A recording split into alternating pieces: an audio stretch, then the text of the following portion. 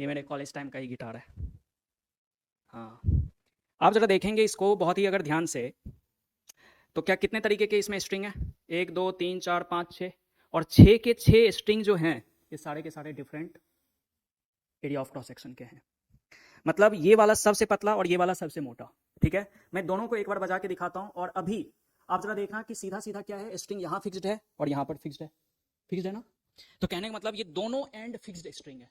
क्या है? ये दोनों एंड फिक्स्ड स्ट्रिंग। और इसके वाइब्रेशन को मैं क्या करने वाला हूँ, देखने वाला हूँ। समझ लो बातों को? तो पहले ना मोटे वाले स्ट्रिंग को प्लग करते हैं।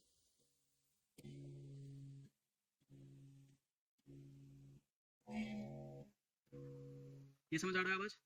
और इसको देखना, साउंड में अलग अलग आ रहा है। क्या हुआ इसमें कि इसको अगर देखोगे, इस वाले को, पतले वाले को, इसका फ्रीक्वेंसी ऑब्जर्व करिए और इसका, क्या इसका साउंड मोटा है, इसका साउंड पतला है?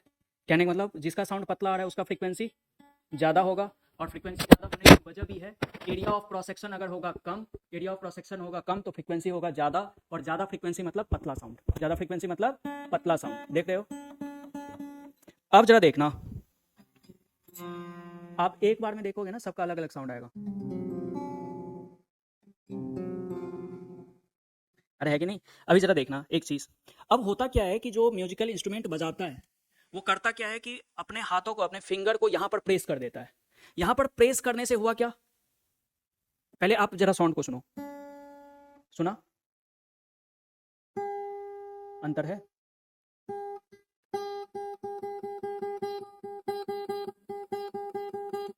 अंतर आ रहा है ना? और छोड़ के देखो,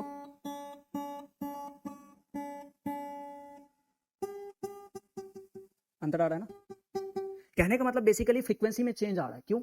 क्योंकि फ्रीक्वेंसी में चेंज इसलिए आ रहा है कि जैसे ही आपने यहां पर प्रेस कर दिया है तो आप क्या कर रहे हो, ओवरटोन बना रहे हो। क्या कर रहे हो?